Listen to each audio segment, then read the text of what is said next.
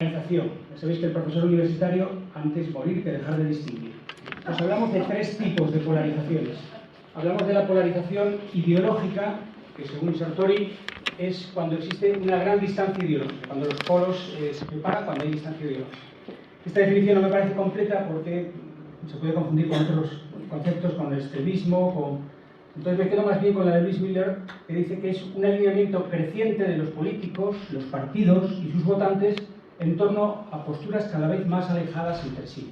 Por tanto, cuando hablamos de polarización ideológica, lo que estamos hablando es de ideas, de proyectos, de ideologías que están separadas, que están diferenciadas, ¿no? Esto que en Estados Unidos, que saben que les gusta medir todo y analizar todo, pues lo tiene muy medido y creo que es muy gráfico esas representaciones, ¿no? Miller habla de partidos, de sus políticos y también de los votantes, ¿no? En Estados Unidos hemos visto cómo es uno de los países donde mayor también polarización hay, donde también más estudiada está la polarización, y vemos cómo el autoposicionamiento de los votantes cada vez está más separado. Los demócratas se sienten, por así decir, más demócratas y más distantes, se pierde ese centro donde siempre ha estado la lucha en las elecciones, y ahora nos centramos más en la movilización que en la búsqueda del centro. Esta polarización ideológica en sí mismo no es negativa ni mala para la democracia. En parte podemos decir que es natural que haya posturas distintas y que quizá pues, si estas posturas están muy alejadas, pues no tiene nada que ver, no tiene nada de negativo, por así decir, aunque puede tener algún componente negativo, y tiene también cosas positivas. Para el votante está más claro cómo se sitúan los partidos, está más clara la diferencia entre proyectos, y una distancia, una diferencia ideológica no tiene por qué impedir acuerdos, ¿no? Aquí traigo una foto de la transición donde dos personas con proyectos políticos, con ideas políticas tan distantes como Santiago Carrillo y Manuel Fraga, pues fueron capaces de firmar una constitución, de llegar a unos acuerdos, de construir una política común, con proyectos políticos, con ideas muy antagónicas, podríamos decir, muy polarizadas. Esto sería la polarización ideológica. Hay un segundo tipo de polarización que es la polarización afectiva. Y aquí sí que ya saltan un poco más las alarmas. ¿De qué hablamos cuando hablamos de polarización afectiva? Santo Hildegard habla del crecimiento constante de la aversión mutua entre partidarios de diferentes partidos políticos. La polarización afectiva, como su nombre indica, está hablando ya de emociones, de sentimientos. Me gusta también la definición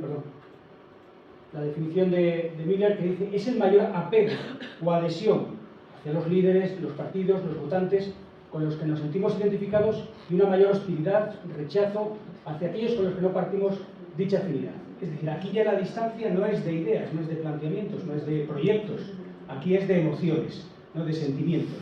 Es el que piensa como yo, es bueno, es de los míos. Y empezamos aquí la trivialización de la política.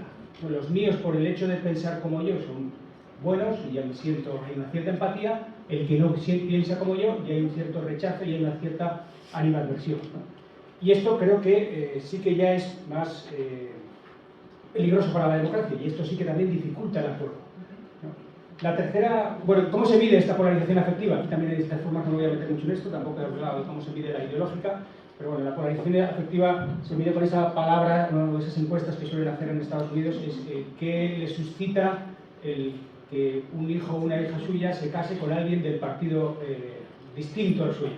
Entonces a muchos les desagradaría, no lo aceptarían, y vemos como casi el 45% de los demócratas y el 35% de los republicanos no aceptarían que un hijo o una hija suya se casase con alguien del partido que piensa diferente, ¿no? Pensemos también nosotros, no que nos suscita si nuestro hijo o nuestra hija se casase con alguien del partido adversario. ¿Lo aceptaríamos o no? Pues bueno, esta es una de las formas de ver cómo aceptamos o qué empatía tenemos con el que piensa diferente, ¿no? Y la tercera polarización, que creo que es la que menor se da en España, creo no, según los estudios es la menor en España, sí en otros países, es la polarización social o cotidiana, que vendría a ser cuando hay diferenciación social, demográfica y geográfica creciente de los votantes de los distintos partidos. Es decir, esas diferentes de criterios, esas incluso emociones o percepciones distintas unos de otros, se baja a la vida cotidiana. Hay gente pues, que prefiere vivir en un barrio donde los republicanos sean todos de mi partido y que piensen más o menos como yo. Esta polarización social o cotidiana en España es mucho menor. Nosotros tenemos España no es un país con excesiva diferencia de clases, es mucho más transversal, pues a través de los clubs, de las asociaciones, de las aficiones. nuestras relaciones sociales son más transversales y todos tenemos amigos, en la familia también, que piensan diferentes, que son de partidos diferentes, ¿no? Sí que hemos visto picos de polarización social, por ejemplo, ya que estamos mujeres del Mediterráneo, que estamos en Valencia, pero en Cataluña, con todo el tema del procés, una cuestión que era, podemos decir, política, se baja y eso afecta pues, en el trabajo, en las relaciones sociales, en la familia, disputas por una cuestión política que afecta a la vida cotidiana.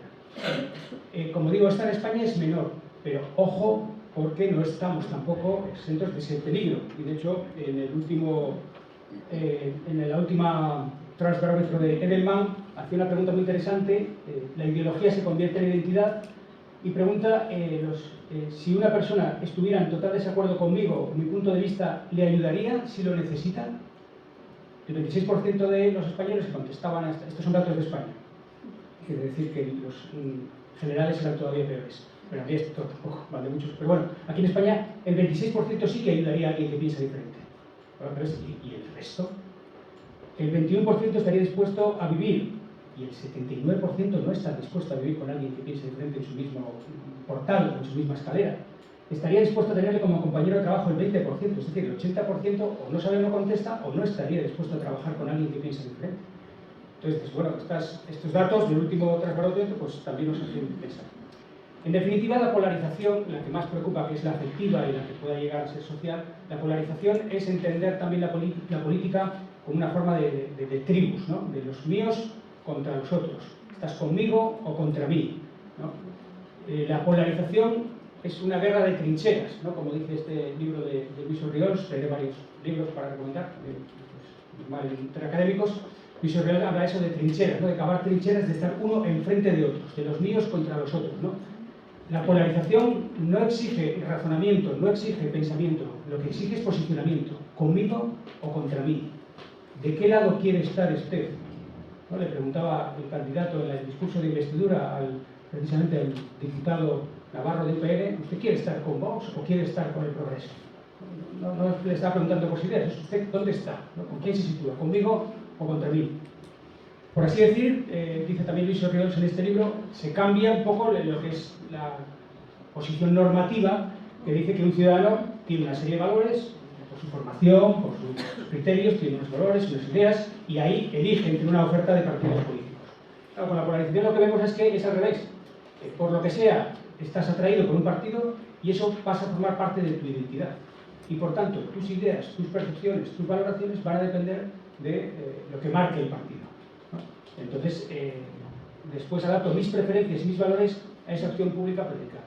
Yo puedo estar en contra de la amnistía, pero si cambia el líder y cambia la posición del partido, pues yo también, y entonces que hace un mes defendí una postura, ahora, porque el líder ha cambiado de postura, pues la defiendo con la misma vehemencia y con la misma contundencia, ¿no? Eso vendría a ser también parte de esa polarización, que exige ese posicionamiento. Es decir, es ver los otros, eso es entender la política como unas tribus, como una guerra de tribus, los míos, ¿no? Es entender la política también, como veremos después, como hooligans, como ¿no?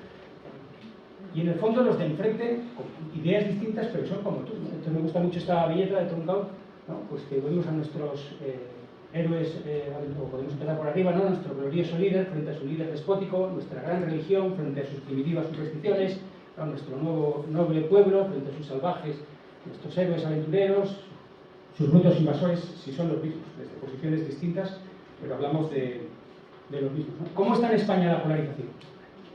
Podemos decir que en España la polarización no es nueva, esto no está inventado. Estamos hablando, podemos tirar, o sea, la España a garrotazos de Goya, o estamos hablando de un país que hace menos de 100 años estaba en una guerra civil. Por tanto, esto de unos contra otros, los míos contra los otros, no es nuevo. Pero sí que es verdad que desde una perspectiva más desde la democracia, desde la transición, sí que estamos en unos momentos de máxima polarización. Y también a nivel internacional, es decir, la polarización no es un fenómeno exclusivamente español, es una tendencia que se da en todos los países de las democracias occidentales. Aquí de nuevo traigo el Transbarómetro, donde, no sé si se verá bien atrás, pero que España aparece entre los que están severamente polarizados, ¿no? Estamos con países como Estados Unidos, Colombia, Suiza, y luego por arriba, fuera de juego, está ya Argentina, ¿no? Argentina con lo de la brecha, pues estos están fuera, ¿no? Pero vemos que la situación de España no es buena, no es positiva, tampoco desde el punto de vista compartido. En España estamos viendo también, lo hemos medido en la facultad y es coincidente con otros compañeros, un punto máximo de polarización fue en 1982. ¿No? Son las elecciones en que arrasa el Partido Socialista, sus 202 escaños, donde España estaba claramente polarizada en dos opciones, ¿no? Podemos decir el PSOE, pues a gran mayoría, y la otra alternativa, que podía ser AP o los liberales o lo que fuese. A partir de ahí se produce una bajada de la polarización, el punto mínimo se da en el año 2000, lo que será la mayoría absoluta de José María Aznar, y a partir de ahí empieza a subir la polarización. Podríamos ir deteniéndonos en cada uno de los picos, Pacto del Tinel, 2003, ¿no? Donde hay un acuerdo de los partidos, donde en ese acuerdo, que es un acuerdo para formar gobierno de la Generalitat de Cataluña y para reformar el estatuto, se acuerda y se pone por escrito que no se va a pactar nada con otro partido por el hecho de ser otro partido. Entonces da igual lo que proponga, puede ser bueno, puede ser fantástico, da igual. Con el PP esta es la percepción de eso, el adversario es el enemigo y el enemigo ni agua y por tanto no se pacta nada. Da igual lo que proponga, ¿no? Podemos ir viendo esas subidas, pero me voy a detener en 2015, que es cuando se produce el gran pico. 2015 es la ruptura del sistema de partidos, ¿no? Irrumpen tres partidos, sobre todo en 2014 dos, que son Podemos, podemos decir, primero como un partido conscientemente populista, luego ya más en el centro-izquierda, Ciudadanos, que ocupa el centro, y aunque sea antiintuitivo que aparezca un partido de centro, y eso también en la literatura y en los estudios comparados también se ve que es negativo, porque si se ocupa el centro desincentiva al partido de centro-izquierda y centro-derecha a competir por el centro y se van más a tapar las fugas por sus extremos. Y luego también sale en esa fecha, aunque su repunte, sobre todo después de las andaluzas, Vox, ¿no? Entonces salen dos nuevos partidos situados a los extremos y un partido de centro que ocupa el centro, y a partir de ahí es cuando empieza la polarización que llega a su pico máximo en el 2019, en las elecciones de 2019. Ahora ha bajado ligeramente en el 2023. La lectura que hago, que no ser optimista y positivo, es que estamos llegando a un nivel de saturación de la polarización. O sea que esto no va a crecer porque esto creo que es insostenible. O nos mantenemos aquí o creo que irá bajando, o al menos espero que vaya bajando. En España lo que tenemos en la actualidad, como sabemos, es un bibloquismo. Hay como dos grandes bloques, ¿no? Que será sobre todo a partir de, ahí tenemos al presidente saliente despidiéndose en la moción de censura del 2018, por así decir, se configura ahí para esa moción de censura, y pues tiene lugar sobre todo en las segundas elecciones del 19 con ese pacto del PSOE y de Podemos, es decir, el PSOE opta por echarse también a su izquierda, y a partir de ahí eso, la división política creciente no responde solo a la radicalización de los extremos, a esa salida de dos partidos más a los extremos, sino a la configuración de dos bloques con identidades contrapuestas, ¿no? Que podemos decir, diría el presidente del gobierno, somos más el día de las elecciones, ¿no? Y ahí metía pues todo lo que puede ser la izquierda, centro-izquierda y también los nacionalismos e independentismos periféricos, ¿no? Que se ve que igual no son tantos más porque están teniendo problemas en algunas votaciones, pero bueno, lo vamos a entrar. Segundo bloque, posibles causas.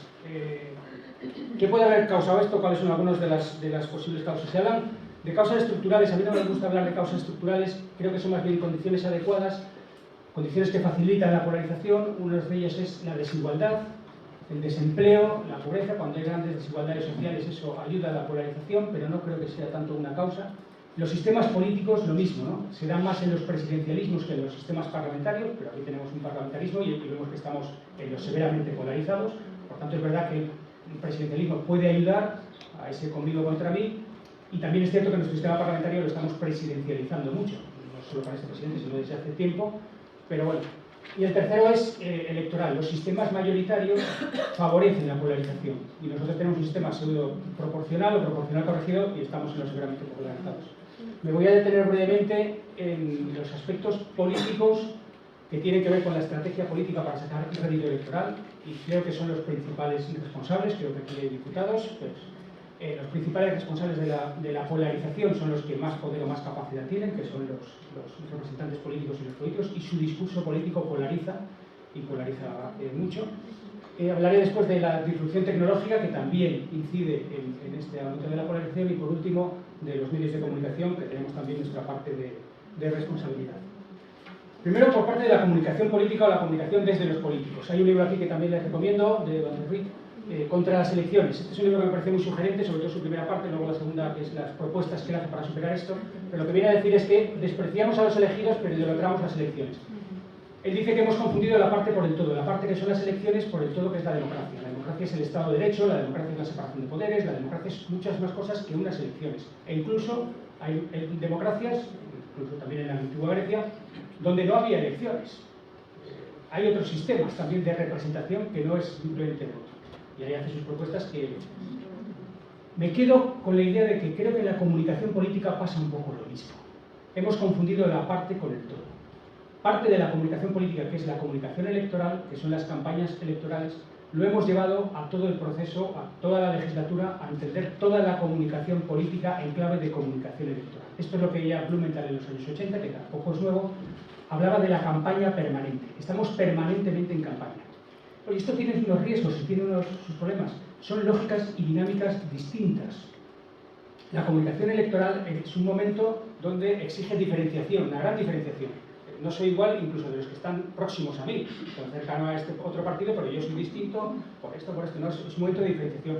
Es un momento de juego de suma cero. Si votas al PP no puedes votar a Vox, si votas a Vox no puedes votar al PSOE.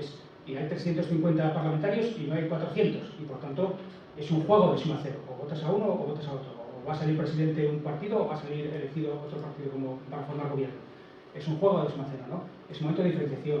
Es un momento también de denuncias y de decir, bueno, no solo, porque yo también estoy en las campañas positivas, en la campaña electoral también hay que decir dónde están los errores, los males de las políticas del adversario, ¿no? Es un momento de gran confrontación de ideas y entonces decir, ojo, que es un peligro para este país, para esta comunidad, para esta ciudad, esta propuesta, porque puede traer estas consecuencias, y es un momento de confrontación, de gran confrontación, de diferenciación, de juego de suma cero. Pero cuando llevamos esa dinámica comunicativa y política al resto de la legislatura, claro, el resto de la legislatura tendría que tener lugar a otras dinámicas. Ahí sí que puede haber un win-win, no es un juego de suma cero. Sí que podemos acordar políticas que sean buenas para la ciudadanía, que ayuden al bien común de ese país, de esa comunidad autónoma. Creo que es un momento también no solo de buscar lo que nos diferencia, sino también lo que nos une, de nuestras propuestas, en qué puntos tenemos de unión y podemos construir o podemos ir acordando esto que nos une, y lo que nos separa, pues iremos confrontando ideas y habrá un momento donde la ley de la mayoría, pues hay que tomar decisiones por lo que más tenga. Pero podemos construir por lo que nos une, no por lo que nos diferencia, y creo que son dinámicas distintas, ¿no? Aparte entramos en la turbopolítica, porque toda esta dinámica electoral entra en un momento, claro, de gran dinamismo, de gran velocidad, de gran certeza, donde lo importante es eso, diferenciarnos, siempre el ataque al adversario, el que piensa distinto. Claro, la polarización al político, con respeto a los presentes y a los ausentes también, con respeto a todo el mundo, claro, es muy cómodo para el político. ¿Por qué? Porque cavas trincheras y tienes a un público fiel, que donde tienes una justificación que es la alternativa es peor. Tú estás de acuerdo con este político, con estas, dices, no, pero la alternativa es peor, pero al menos no gobiernan los otros. Los de enfrente son peores. Entonces lo que hacemos es estar rebajando la política por abajo en un sistema de trincheras que yo tengo los míos claramente posicionados, ¿no? Entonces desmoviliza al otro porque deslegitimas al adversario, ¿no? Ha salido también las palabras de, ¿no? La deslegitimación del adversario creo que es uno de los grandes males de la polarización. Movilizas a los propios porque, claro, no pueden salir los otros, la alternativa es peor.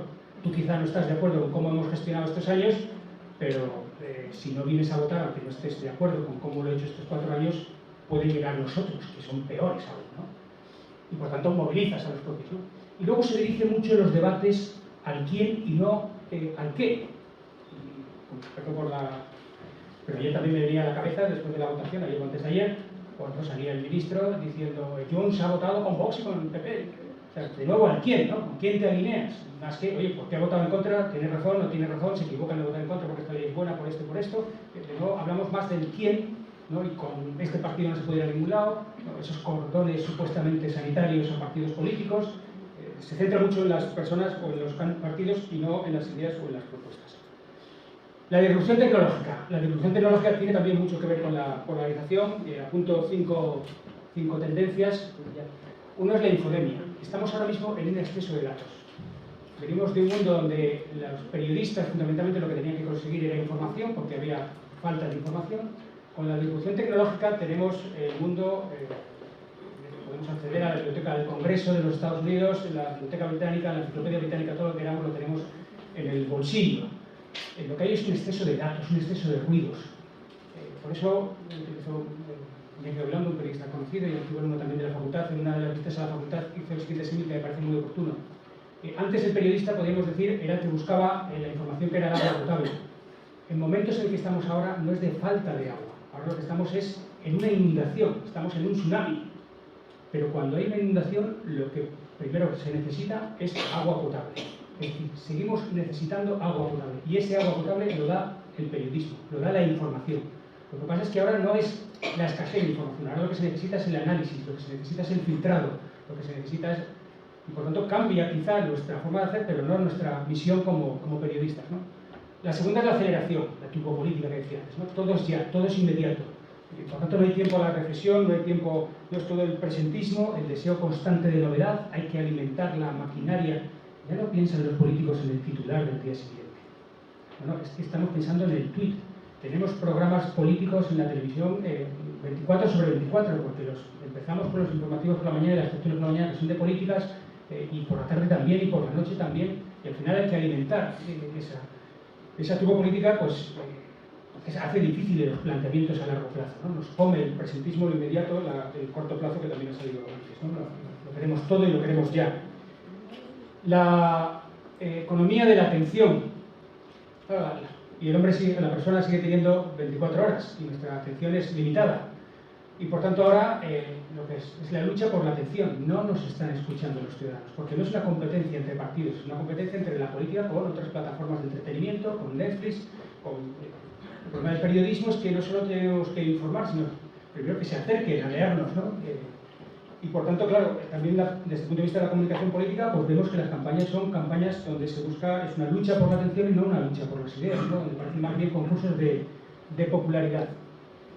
El cuarto aspecto sería la emocionalidad, y esto lo vemos, ¿no? Estamos en la democracia sentimental, que habla Arias Maldonado, ahí les recomiendo tres buenos libros, ¿no? Estamos en la comunicación de la imagen, de la videopolítica, de la emoción, y eso también, pues, a esa polarización afectiva, pues claro, cuando son las emociones lo que impera, pues es lo que tenemos a corto plazo, ¿no?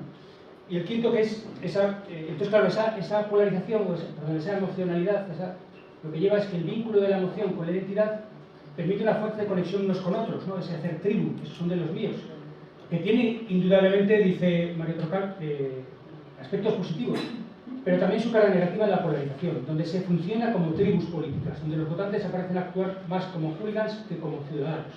Y recomiendo este libro de Votantes a Hooligans. Estamos en política como estamos en el fútbol, ¿no? Amun Valencia, aunque pierda, aunque ahora tengamos un presidente que tal, pero oye, Valencia... Y mi partido, oye, es que yo soy de este partido, quizá el presidente que tenemos ahora no es el que yo desearía, pero es mi partido. Y frente a los adversarios, hacia los rivales, pues Amun Valencia, o sea, ya podría que el Barça o el Madrid, que de Valencia, ¿no?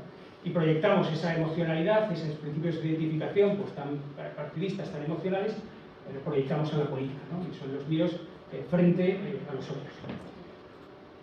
Y el último punto que trae la disrupción tecnológica en lo que llamamos de siglo es la comunicación científica, ¿no? Es la fragmentación del espacio público, es la fragmentación también de la opinión pública. Por tanto, hay grandes opciones, ya no estamos hablando de 2, 3, 4 periódicos, 2, 3, 4 emisoras de televisión y 5 o 6 emisoras de radio. Ahora, la cantidad de medios donde tienen que estar los políticos, donde los ciudadanos pueden acceder, es inmenso, ¿no? Hay muchas opciones mediáticas para todos los gustos, para todas las identidades, para todas las condiciones. Por tanto, la exposición es mucho más selectiva, ¿no? Empieza a haber medios muy de nicho, medios muy a la derecha, medios muy a la izquierda, medios... No se pierde esa... Por tanto, los partidos políticos también trabajan mucho los nichos electorales y la segmentación de los públicos. Estamos en una cultura de pick and shows, las redes sociales. Yo pregunto a mis alumnos que están estudiando periodismo por dónde se informan y apenas consumen medios. Los ciudadanos es la percepción de las noticias me encuentran a mí. Si es suficientemente importante, ya me enteraré. A través de las redes sociales, a través de tal, pero cada vez, pues eso, las ventas de los periódicos caen. Tenemos ahí. ¿Caben ahora discursos transversales? ¿Cabe unir o cada uno se va polarizando también en su consumo de medios gracias a esa fragmentación tecnológica, ¿no?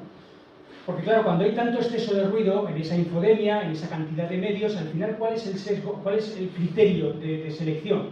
El sesgo de confirmación, si piensan lo mío, ¿no? ¿No veis que nos está engañando? ¿No veis que nos gusta? Dice el otro, me gusta informarme para reforzar mis prejuicios, ¿no? Al final acabamos retroalimentando nuestras posiciones previas, ¿no? ¿Cómo sabes si una historia es verdadera? Le pregunta uno al otro. Bueno, si estoy de acuerdo con ella. Esto nos pasa también en la vida cotidiana. Llega un WhatsApp que refuerza nuestras ideas y que le da un zasca al adversario y enseguida lo mandamos a nuestros amigos, a nuestros compañeros.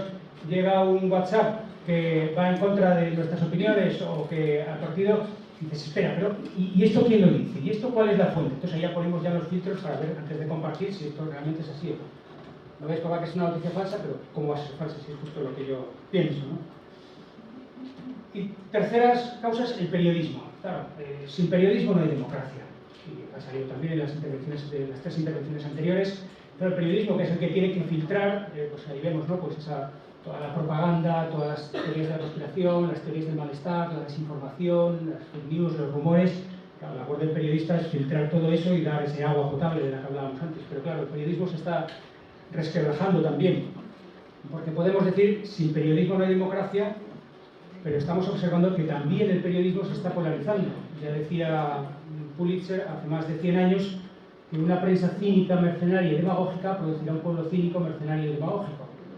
Claro, ¿qué tenemos ahora? Bueno, no tengo el curso, pero si se ve arriba, polarización de los medios según el Digital News Report. El Digital News Report es un estudio que se hace desde la Universidad de Oxford, que contiene estudios de 42 países. En España lo hacemos desde la Universidad de Navarra. Se hace con encuestas a usuarios digitales. El país que tiene unos medios de comunicación más polarizados es Polonia. En segundo lugar está España. Esto no es nuevo, ya Jolini Mancini en su estudio de 2004 dice que en España tenemos un sistema de medios pluralista polarizado.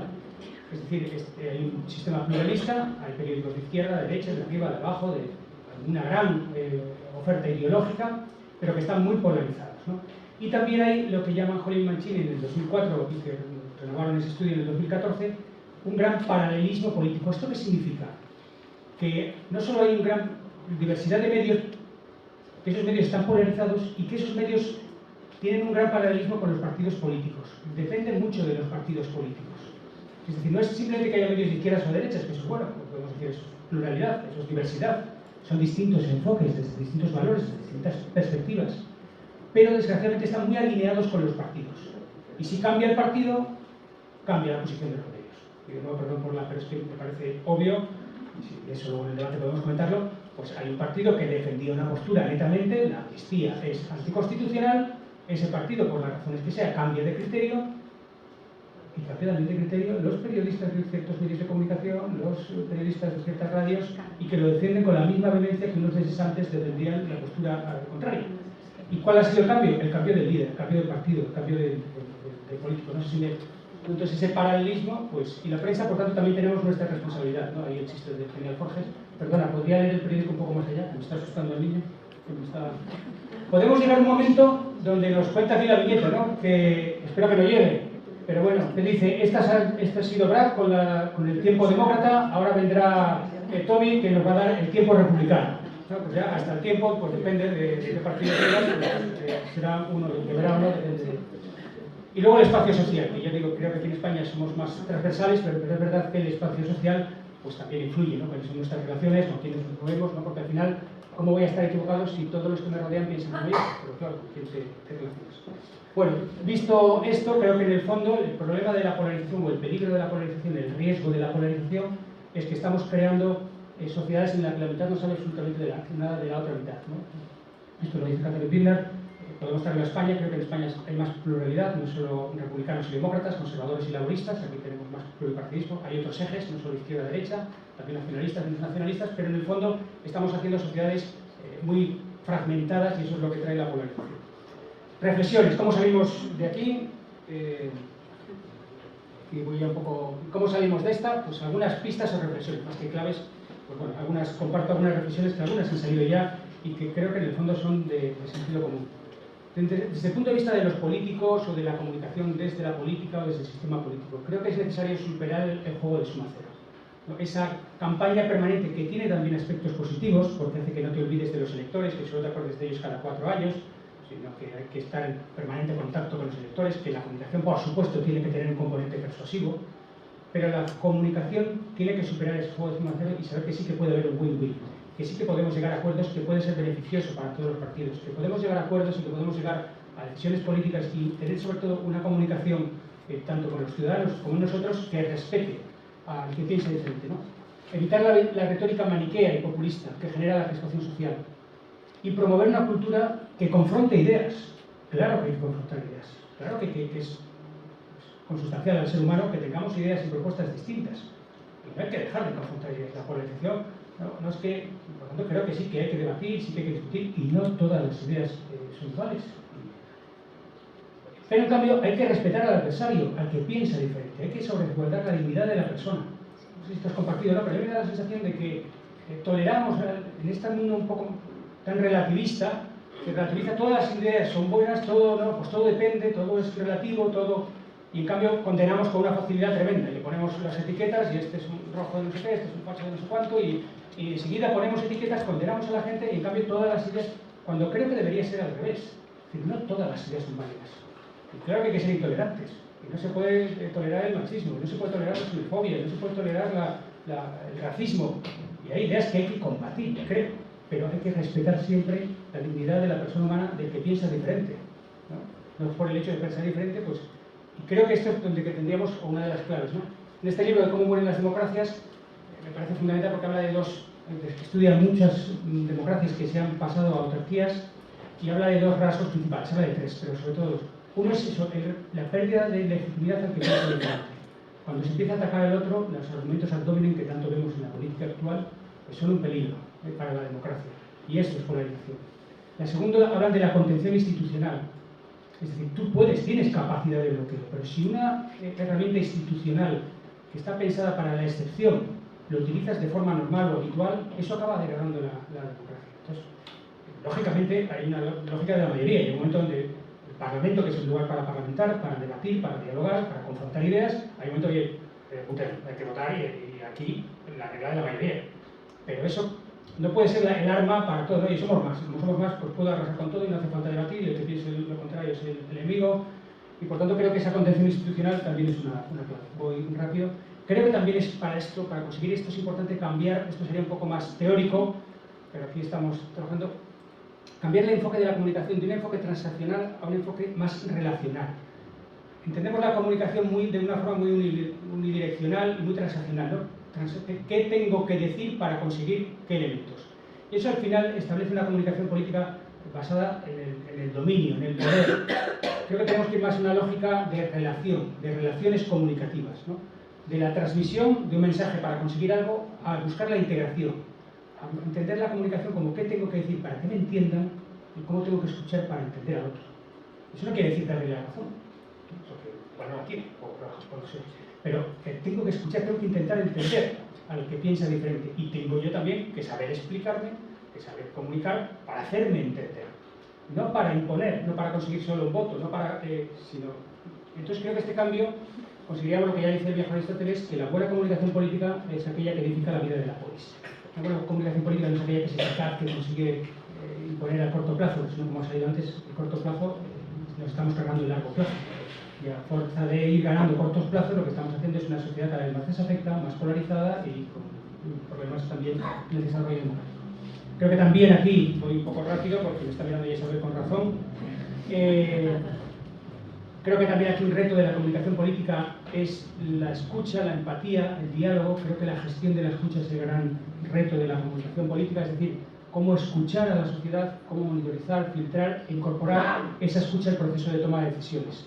De la conversación a la gestión y cuenta. Les recomiendo este libro de Jim McNamara, de la gestión de la escucha, que tiene un capítulo sobre comunicación política, que esto es más comunicación corporativa, pero que podemos aplicar, ¿no?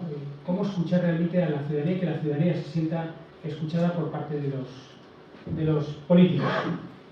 Por parte del periodismo, tres ideas. Subrayar y destacar lo que han dicho los precedentes, que es la función informativa. El periodismo es un servicio público. Y nuestro servicio fundamental es dar la información necesaria a los ciudadanos para que puedan ser libres, para que puedan tomar decisiones y también la elección del voto, pues con libertad y por tanto con información y con el conocimiento mínimo o el conocimiento suficiente para tomar esas decisiones en libertad, ¿no? Para eso necesitamos una prensa independiente, que puede haber, por supuesto, y lo habrá siempre, ojalá, la alternativa es peor, que haya prensa de izquierda, prensa de derechas, medios que de un lado, medios de otro, pero tienen que ser independientes de otras esferas, incluidas los partidos políticos, incluidos los partidos económicos, y ahí entramos también en la idea de los modelos de negocio, ¿no? No voy a entrar ahí, pero este periodismo es sostenible tal y como lo tenemos. De hecho, incluso podríamos plantearnos, tenemos que seguir viendo el periodismo como un negocio, porque se ve que igual quizá no hay tanto negocio, o bueno, ahí hay mucho que darle vueltas. Creo que tenemos que pasar a un periodismo de más análisis y más investigación, claro que ese periodismo es más caro, periodismo que tenemos ahora en España es un periodismo de declaraciones y un periodismo de opinión, fundamentalmente, entre otras razones, porque es más barato. Y muchos periodistas les gustaría, o muchos directores de periódicos, no sé si hay alguno aquí presente, creo que después sí que los habrá, les gustaría tener 3 o 4 periodistas siguiendo un tema, pero esto no hay quien lo pague. Y no me puedo permitir ese lujo. Y para una televisión, pues claro que le gustaría estar haciendo grandes documentales sobre los problemas que pueden afectar a la ciudad de Valencia o a la comunidad, pero no tengo dinero para eso y es más fácil pues traer a 3 de un partido, 3 de otro, los siento enfrente, pongo una cámara y rey, a pelearse. Entonces, pero bueno, hay que buscar ese periodismo más de análisis y de investigación. Y creo que tenemos que pensar también otras formas de hacer periodismo. Y aquí hay una línea que es la que tenemos que dar de vuelta, que es el periodismo constructivo. Siempre como complemento al periodismo de ser un perro guardiano, el periodismo de denuncia, también al periodismo de declaraciones, por supuesto tenemos que recoger las declaraciones de los políticos, es todo como... Pero creo que el periodismo constructivo, que es un periodismo que busca construir, que busca soluciones, puede ayudar también a marcar más agenda. Creo que estamos perdiendo la capacidad de marcar agenda porque vamos siguiendo mucho la agenda de los políticos y los medios hemos perdido capacidad de marcar agenda. Y una forma de recuperar esa capacidad es ese periodismo constructivo donde busca es soluciones a los problemas. Por tanto, ¿cuáles son los problemas que afectan a la ciudadanía? ¿Qué instituciones o qué entidades lo están dando? Bueno, ahí tienen el libro de Alfredo Casares, de UNSA, que también les recomiendo. Y por último, a los ciudadanos. ¿Qué reflexiones o qué pautas o qué más que claves? Creo que es importante despolitizar la mirada, ¿no? O sea, que efectivamente pues el vecino, el compañero del asiento en el Valencia, el amigo de la sociedad gastronómica, pues piensa es del otro partido, pero también es tu compañero de sociedad gastronómica, también es tu compañero de asiento, también es tu vecino, ¿no? Hay que despolitizar la mirada y que podamos tener también conversaciones, que las tenemos. Por eso digo que la polarización social o cotidiana en España es la menor, ¿no? Pero ojo, porque como hemos visto antes, podemos cambiar, ¿no? Creo que hay que ampliar las relaciones sociales porque estamos perdiendo espacios comunes, ¿no? Cada vez nos aislamos más en nuestros nichos, en nuestros círculos, en nuestros, ¿no? Con los amigos. Antes ha salido también, lo ha dicho Marosa, ¿no? Con todo lo que son las virtudes cívicas, ¿no? La magnanimidad, todo lo que sea ese cultivo. La necesidad de respeto mutuo, que yo creo que es ahí la clave, ¿no? O sea, hay que debatir y discutir ideas, pero siempre con el respeto al que piensa diferente. Y para ello la presunción de racionalidad o de sinceridad. No porque piense diferente es un ser malvado, no quiere romper España o es un...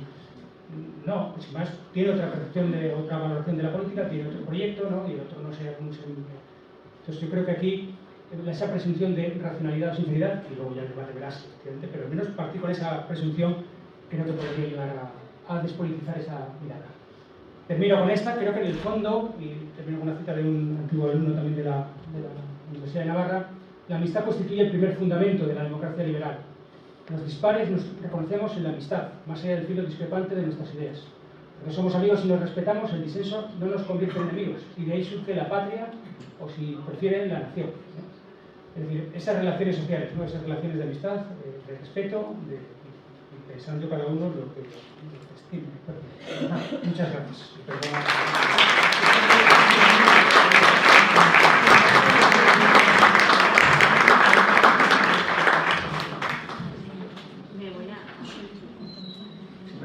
Sí, se ha encendido, ¿verdad? ¿Me escucháis?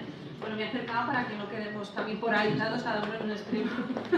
Bueno, muchísimas gracias por esta exposición, la más interesante. Si me lo permitís, antes de dar paso a otras preguntas, a mí también me gustaría compartir una reflexión, porque hablabas de estrategias de comunicación de los políticos, ¿no? De los que cuentan con un público fiel. Yo no sé si iría un paso más allá y hablaría de un público aliado.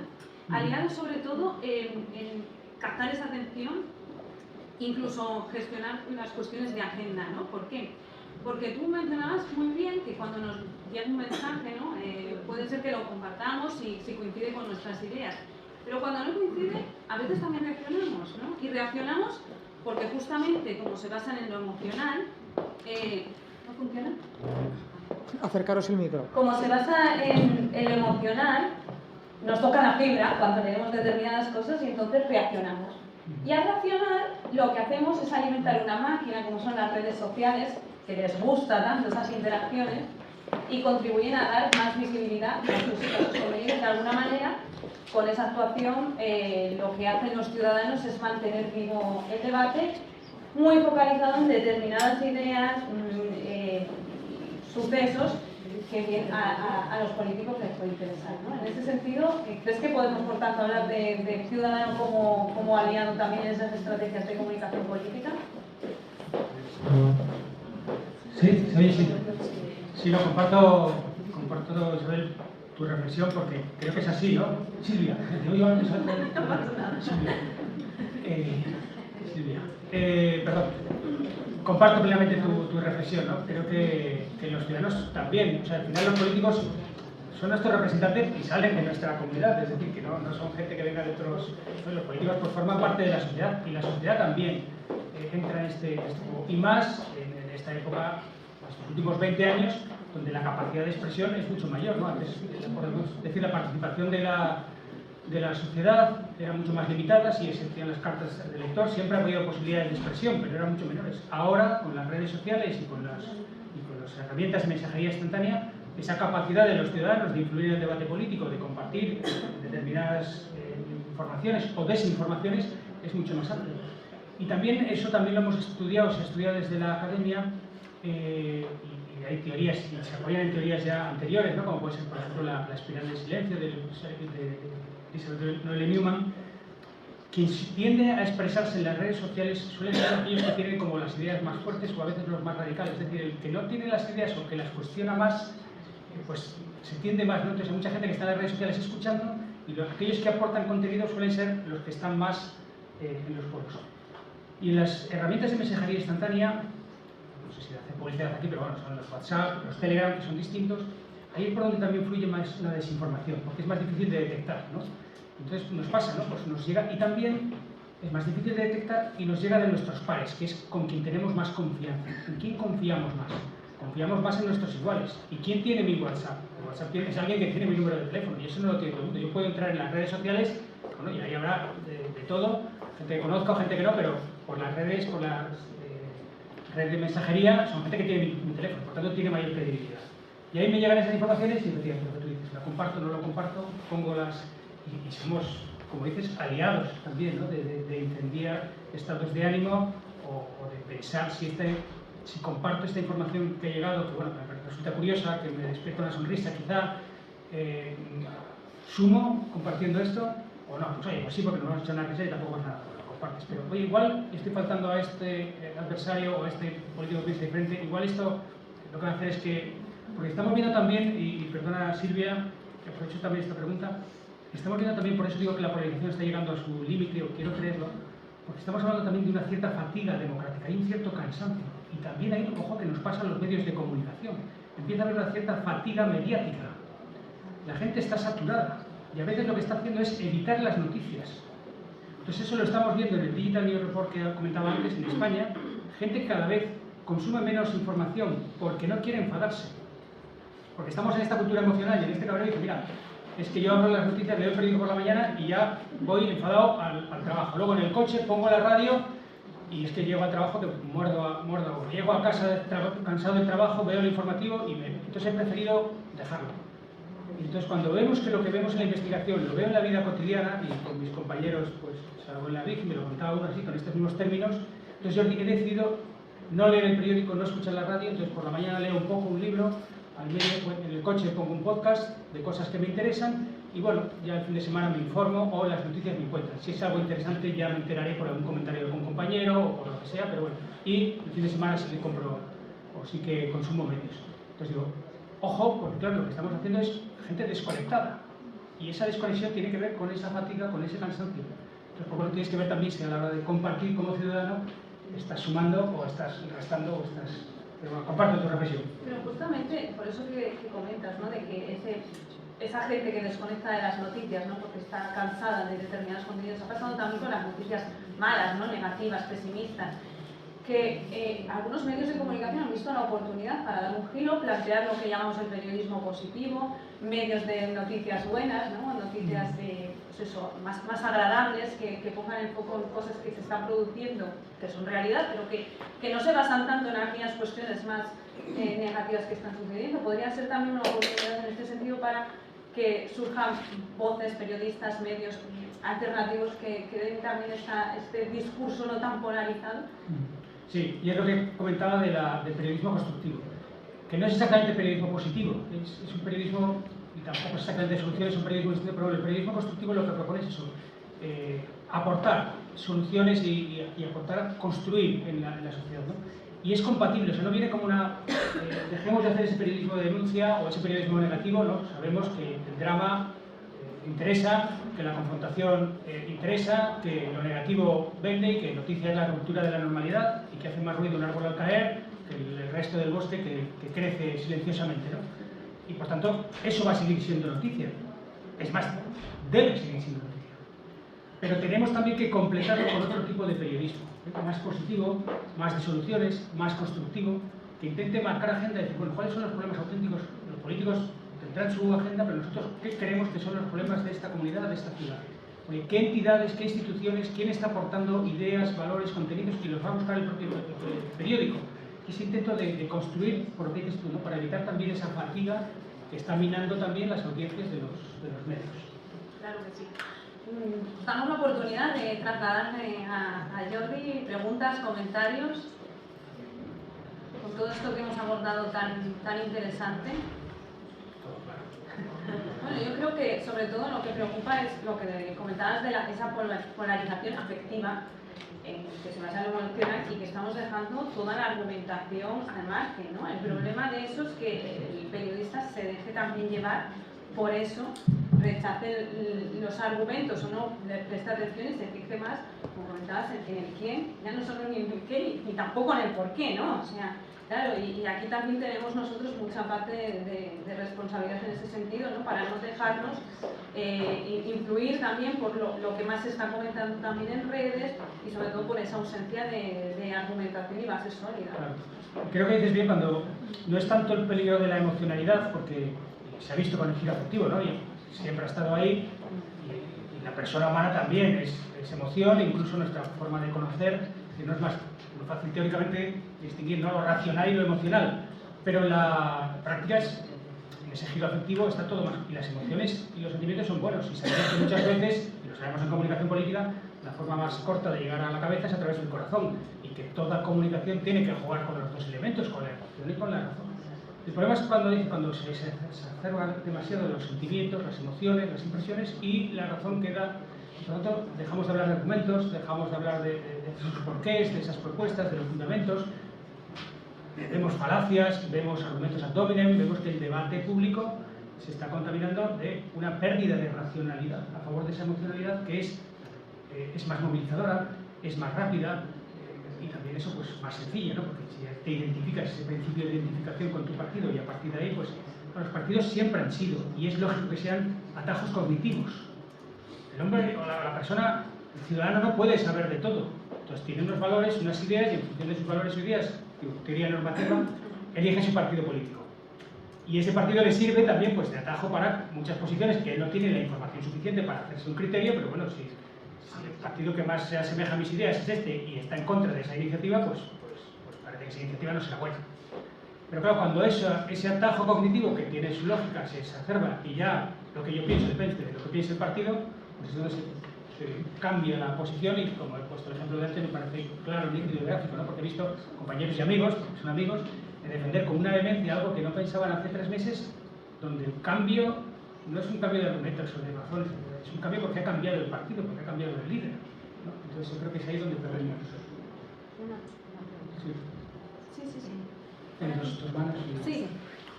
¿Qué papel ves a Donald Trump en el tema de la polarización? Pues... ¿Qué cambia? Mercedes, un segundito que no te oímos. No, que le preguntaba que qué papel le ves a Donald Trump su llegada a la presidencia de Estados Unidos con este tema de la polarización, del problema de democracia que hay en bastantes países. Bueno, uno de los países más polarizados, y lo veíamos también en la gráfica que puse de Edelman, es Estados Unidos, ¿no? Y ahí también está muy estudiada.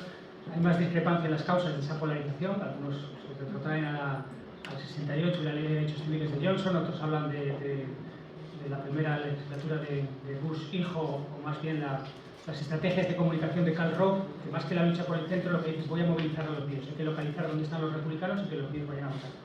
Y otros piensan que esa gran polarización ha venido con las campañas y con los mandatos de Obama y sus políticas de identidad, ¿no? Y hacer que las identidades sean también políticas y por tanto como eres hispano pues tienes que votar demócrata, como es no sé qué tienes que votar demócrata, y las políticas de identidades es lo que ha polarizado. Entonces digo, las causas de discrepancia, pero lo que hay unanimidad es que Estados Unidos es uno de los países más polarizados. Y creo que Donald Trump cabalga, se apoya y profundiza en esa polarización. Hemos hablado antes de desafección, nos hablado en las intervenciones iniciales de la desafección, la polarización, otro de los problemas creo es el populismo, ¿no? Y creo que Donald Trump es un populismo. Yo entiendo el populismo como una retórica política, como una lógica de acción política, no tanto como una ideología, y por eso hay populismos de izquierdas y populismos de derechas. Yo creo que Trump es un populista de derechas. Y por tanto él se apoya y profundiza en esa polarización efectiva. Su elección, la elección que ganó, hubo uno que perdió, aunque se tiende a olvidar, la elección que ganó, gran parte de sus votantes fue con este argumento de la alternativa es peor.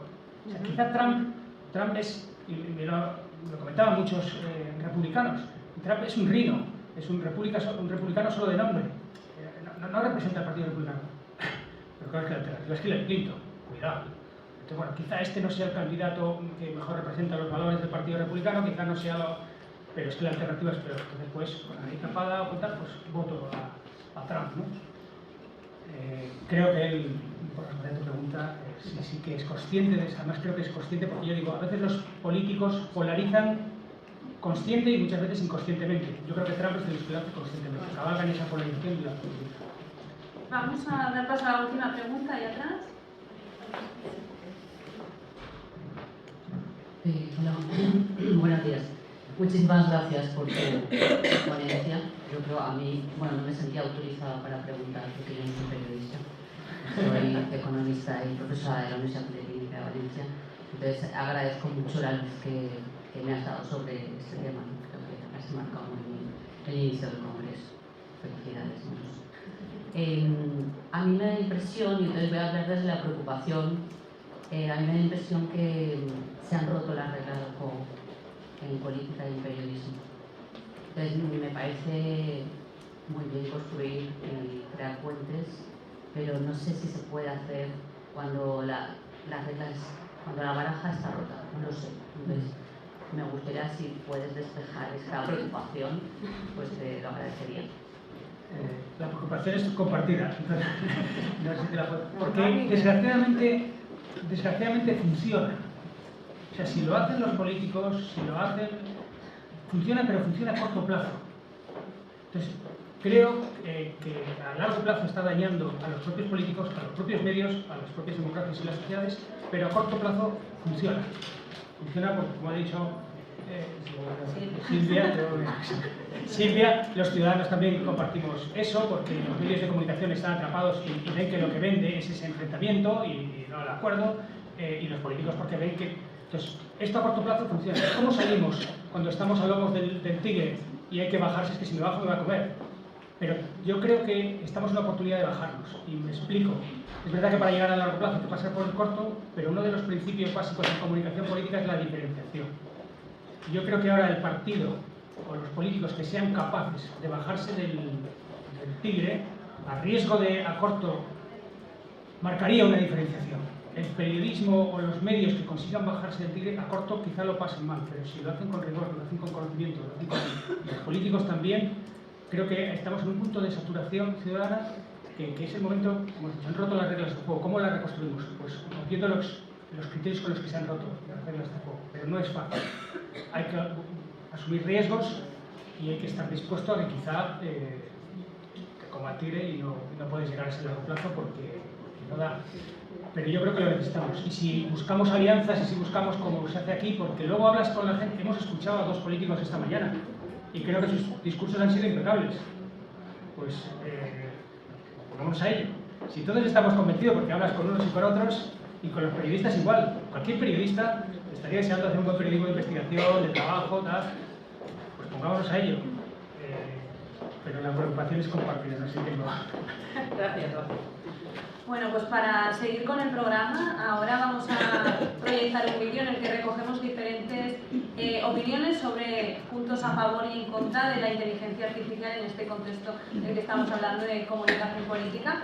Mientras mis compañeras preparan el vídeo, si os parece, vamos a dar un fuerte aplauso a Georgia para que